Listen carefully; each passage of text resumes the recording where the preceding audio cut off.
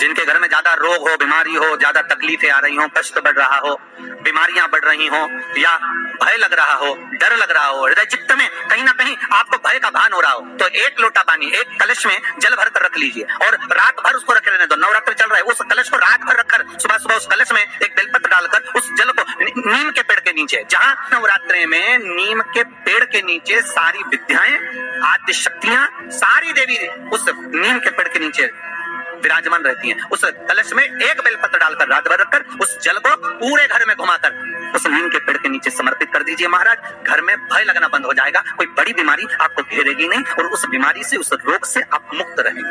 उस बीमारी से, उस रोग से आप मुक्त पाएंगे।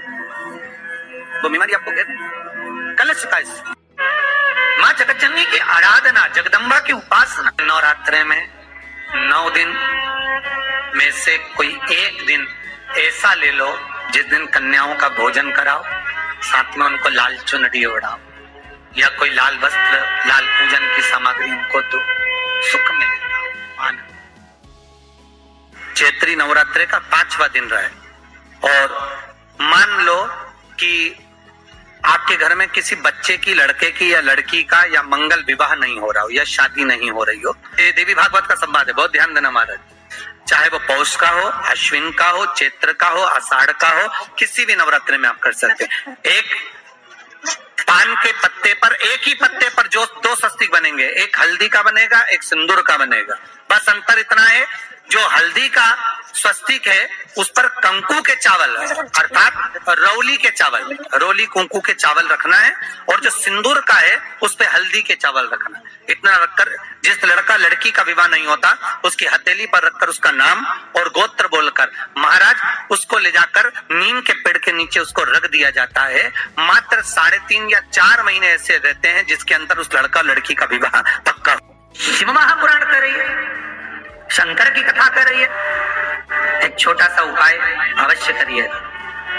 मान लो आपको लग रहा है कि आपके घर में पितृदोष है, आपको ऐसा महसूस होता है, तो किसी भी नवरात्रि के पहले जो अमावस्या पड़ती है, चावल की कटोरी में एक कपूर का टुकड़ा रख दीजिए, छोटा सा, और कपूर का टुकड़ा रखकर उस कपूर को दरवाजे के बाहर कटोरी में ही, चावल रखी हुई कटोरी में ही उसको पितरों का स्मरण कर कर जला दीजिए।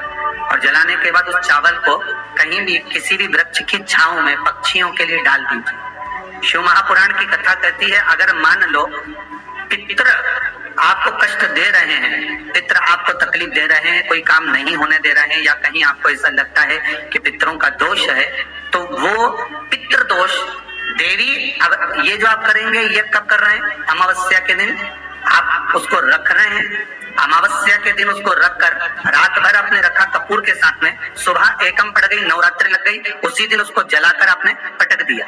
अर्थात उससे देवी और पितृ इन दोनों का आशीर्वाद जो प्राप्त होता है, तो घर में से पितृदोष समाप्त होकर लक्ष्मी